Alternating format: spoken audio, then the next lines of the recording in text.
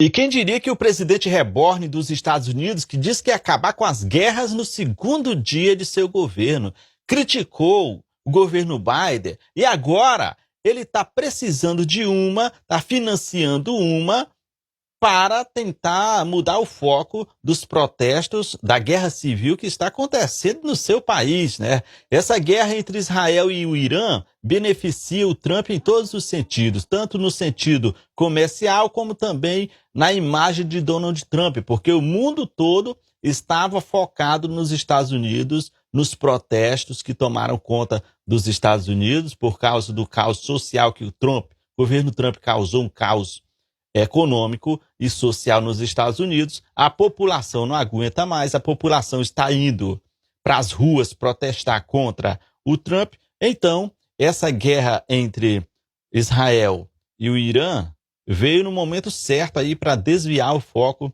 desses protestos que está acontecendo nos Estados Unidos. E claro que os Estados Unidos estão ajudando Israel, né, para atacar o Irã. E aí aquele plano, aquela promessa de acabar com as guerras, a gente sabe que era só promessa mesmo, que Donald Trump não tem intenção alguma de acabar com qualquer guerra. Inclusive ele já falou que é preciso deixar que a Rússia e a Ucrânia briguem mais um pouco, né? É vantajoso para os Estados Unidos deixar que eles briguem mais um pouco. O cara que disse que ia acabar com as guerras no segundo dia do seu mandato, e muita gente ali acreditou, né? O pessoal de extrema direita acredita até em ET, acredita, reza para pneu, acha que vai resultar em alguma coisa, uma oração para pneu. O pessoal de extrema direita é fácil de enganar, né, pessoal? Você sabe o que Bolsonaro veio fazer no Rio Grande do Norte? Cagar. Foi não, amiga. Dessa vez ele veio só mentir mesmo. Até porque o intestino dele já tá vazio, né? Naquele dia que ele ficou frente a frente com o Xandão, tudo que tinha no intestino dele ficou na fralda. Ele já chegou aqui com o intestino limpinho. Portanto, veio apenas mentir. Mentiu e mentiu com vontade, viu? Depois não venha dizer aí, eu vou processar porque você disse que ele mentiu. Mentiu, simples assim, como sempre mente. Veja o vídeo aí. Consciência tranquila e a certeza que mudaremos o destino do nosso Brasil. 4 anos com tantos problemas e nós conseguimos dar uma vida mais digna ao nosso povo.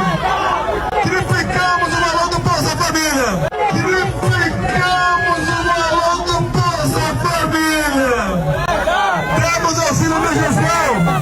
Criamos o PIX. Criamos o PIX. Criamos o PIX. Eita, meu povo, esse aí foi o melhor presidente que o país já teve, né? Nunca o povo brasileiro teve uma vida tão boa quanto no período desse cidadão mentiroso aí. Processo agora e diga aí que ele não estava mentindo. Diz? Pode meter processo, que eu tô esperando. Tô ansiosa por isso. Beijinho no chifre, gadaiada. Olá, antifascistas.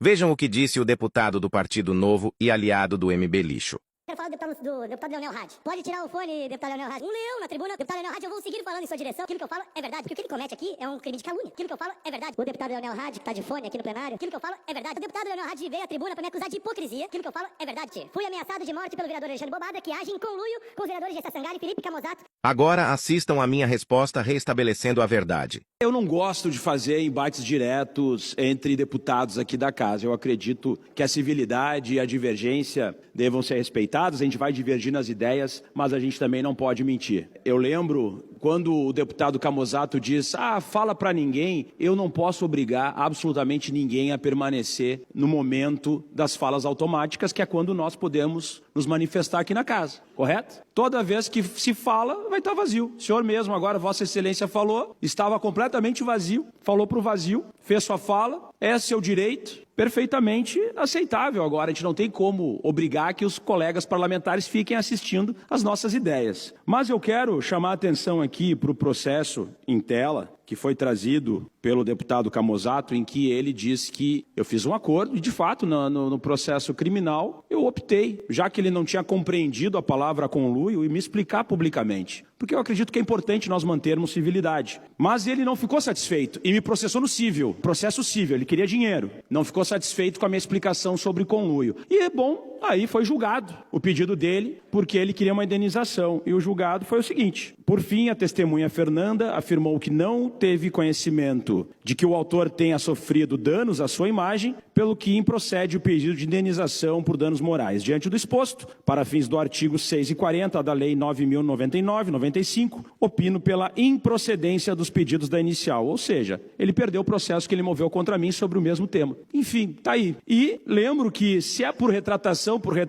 há poucos dias aí, ele fez um acordo com o senhor Arilson Wunsch, onde ele se desculpou, pediu desculpas, porque, enfim, talvez tenha feito uma fala que foi desconexa, não era bem o que ele pensava. Acontece, a da democracia, não tem nenhum tipo de problema, nenhum tipo de óbice, e eu não menti sobre nenhum ponto, deputado Camozzato. E sobre o seu correligionário do Partido Novo, que o senhor gosta de falar e fazer falas que ele também faz, foi candidato a vereador, inclusive, pelo seu partido, eu posso dizer que esse mesmo indivíduo perseguiu aqui o nosso presidente Pepe Vargas, há poucos dias atrás, na rua, na frente de um evento do Partido dos Trabalhadores. Perseguiu, não interessa. Falou dele aqui, eu estou me referindo. Fui perseguido no supermercado por esse indivíduo, com a minha esposa grávida, e ele me abordando no supermercado, me perseguindo dentro do supermercado. Esse mesmo indivíduo que o deputado Camozzato aqui defendeu na fala dele, está proibido de entrar aqui na Assembleia, inclusive. Tantos deputados que ele já perseguiu, inclusive da direita. Provavelmente, se eu não me engano, posso estar errando aqui, mas o deputado Rodrigo Lorenzoni já foi abordado por esse indivíduo. De forma agressiva, instigadora, porque quer fazer vídeo, quer respostas. Então, assim, eu realmente não tenho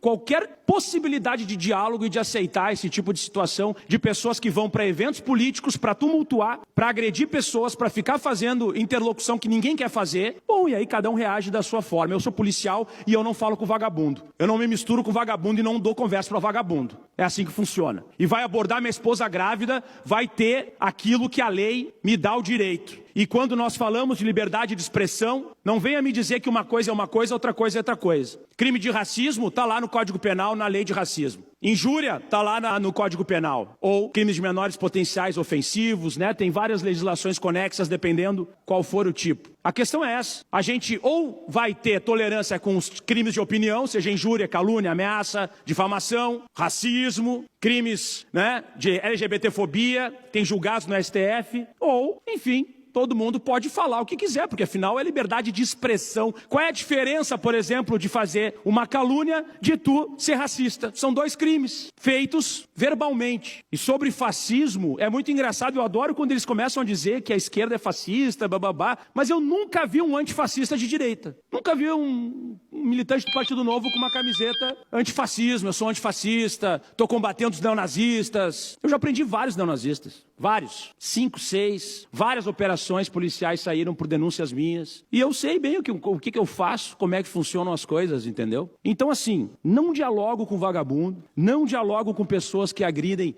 mulheres com crianças, como foi o caso da Manuela Dávila no último evento, com a filha dela sendo agredida, sabe, com câmera na cara, com provocações baixas e vis. E isso nós não podemos tolerar na política. E isso é muito ruim que aconteça, e é muito ruim alguém vir aqui defender esse tipo de situação e dizer que os processos foram A ou B, quando a gente sabe o resultado real. Ou seja, eu não minto, não menti e continuo defendendo que a liberdade de expressão não é absoluta. Muito obrigado.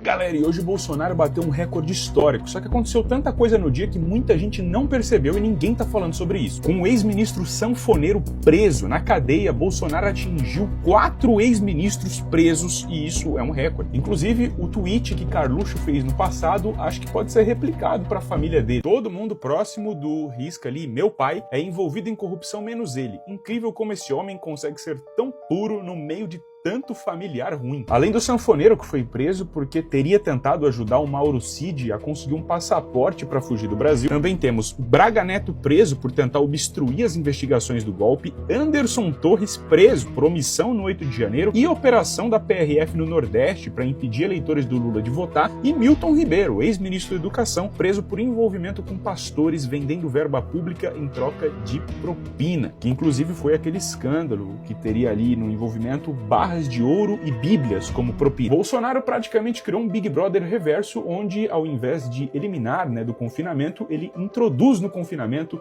os seus ex-ministros e aliados. Quase aí o seu próprio reality show do crime, Ele que era tão contra a Globo, pelo jeito aí criou seu próprio show de entretenimento. Colocar os ministros na cadeia, e eu espero que ele não seja o campeão desse reality, seja preso o quanto antes. Eu já peço para você comentar sobre esse recorde do Bolsonaro, que está inelegível e tem 4 ministros na cadeia. Não esquece de compartilhar esse vídeo e já me segue para acompanhar mais conteúdo que nem esse aqui. Galera, que pedrada! O presidente Lula rasgou o verbo e escancarou a hipocrisia dessa elite atrasada brasileira que vive sugando os recursos do Estado e depois quer que o mais pobre pague a conta, com a desvinculação do aumento do salário mínimo da inflação, com a desvinculação dos benefícios sociais do salário mínimo, mas parece que eles esquecem que na presidência da República tem um homem do povo, um trabalhador, que foi colocado lá pelo povo, não por eles. E que enquanto esse trabalhador for o presidente da República, isso não vai acontecer. Toda essa pressão por causa do IOF é, na verdade, mais uma vez, a reação da elite, que quer que os mais pobres paguem uma conta que é gasta por eles. E foi isso que o presidente Lula deixou muito claro em sua fala durante a apresentação dos avanços do acordo do Rio Doce em Minas Gerais. Eu trouxe aqui a fala para vocês, vou pedir que deixe um comentário para engajar, deixe a curtida, compartilhe esse vídeo porque é uma fala muito épica e peço a quem gosta do conteúdo que eu produzo, desse enfrentamento contra as mentiras da extrema direita, quem puder e quiser contribuir, qualquer apoio que será muito bem-vindo. Agora fica com esse momento épico. Nós estamos tentando corrigir esse país e é muito difícil, porque esse país teve, depois do governo da Dilma, depois que eles empicharam a Dilma, esse país entrou num processo de decadência e de destruição. E tudo que a gente faz é para tentar consertar. Todo dia você vê o pessoal falar, não, é preciso, separar o salário mínimo, não pode ser aumentado quem está aposentado. Quem está aposentado não precisa ganhar aumento. Aumento é só para quem está trabalhando. Ô, gente do céu, o mínimo é o mínimo. É tão pouco.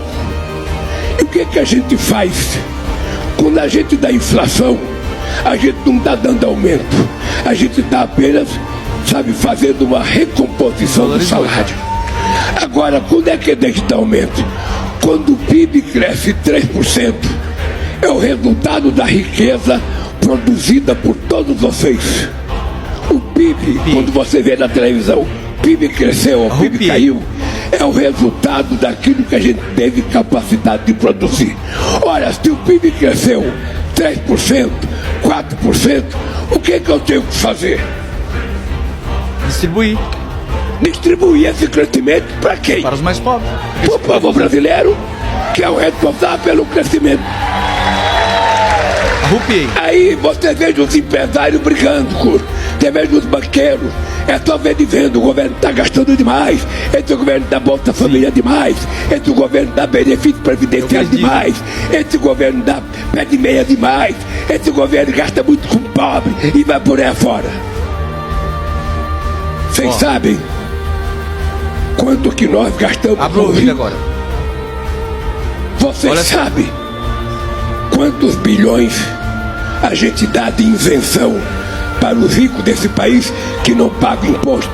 860 bilhões de reais. Tapa na cara do povo.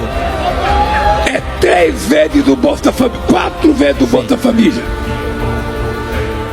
Agora o que a gente dá para eles é investimento, o que a gente dá para vocês é gasto. Ou seja, me parece que há uma sina desgraçada nesse país, que pobre tem que nascer pobre e morrer pobre. Essa fala do presidente Lula é um chamamento à população brasileira a se mobilizar, é um pedido de ajuda, porque a elite atrasada está pressionando a Câmara dos Deputados a travar o país para que sejam retirados direitos daqueles que já quase não têm direito. Bolsonaro vai preso. Eu trago uma ótima notícia para você agora. Na verdade, não sou eu que trago. É um ex-aliado do Bolsonaro, que simplesmente fez uma análise precisa do depoimento, do mito, onde ele diz exatamente o que Bolsonaro deveria fazer se de fato ele fosse um capitão de verdade, se de fato ele fosse o líder. Então esse vídeo que você vai ver agora, gente, que eu vou passar aqui, é de um ex-aliado do Bolsonaro que está fazendo exatamente o que um político de esquerda deveria fazer, mas simplesmente não faz.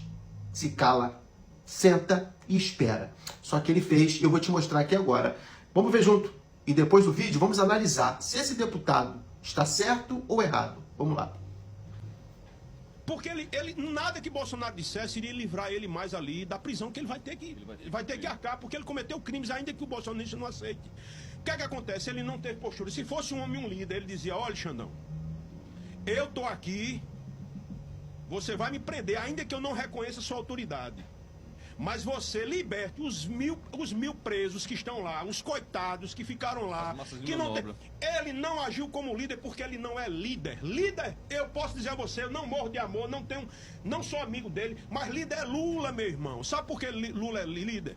Porque Lula, quando pegou, esteve na frente de Sérgio Moro, em um julgamento que mais era um palco, Moro mal deixava ele falar, era irônico com ele, não foi como Alexandre de Moraes, que até foi simpático. Tá?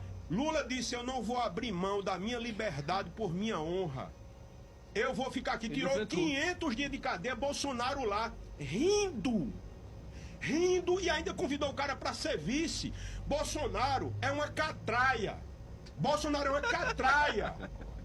Bolsonaro não é homem. Bolsonaro é frouxo. Eu disse aqui nesse programa aqui, Bolsonaro é frouxo. Bolsonaro não segura BO de ninguém, nem dele.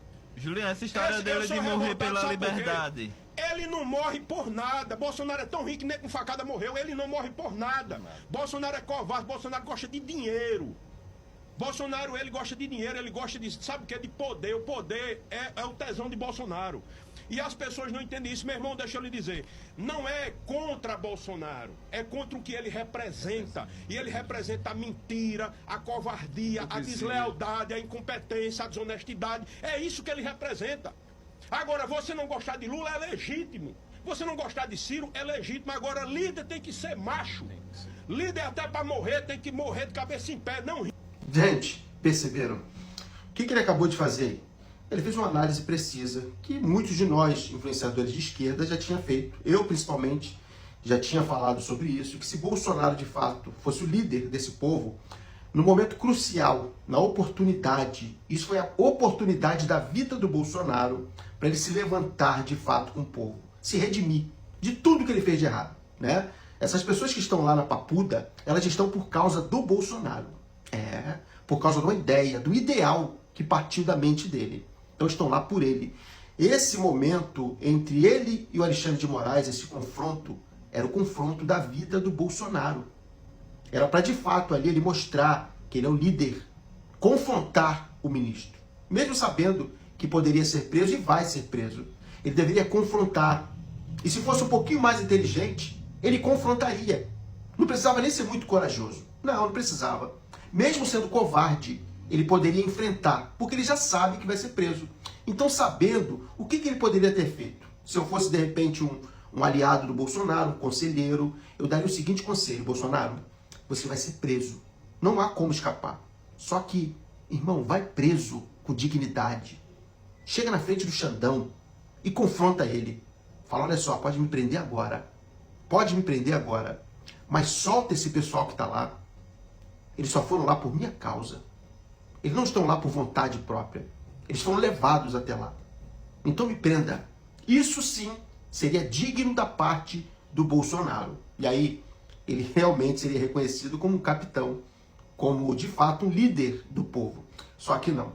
O que Bolsonaro faz é se acovardar, sorrir e ainda pedir para Alexandre de Moraes ser vice dele. Então, gente, você que é bolsonarista está assistindo e continua achando que Bolsonaro é o líder, eu sinto muito te informar. Você simplesmente merece o líder que tem.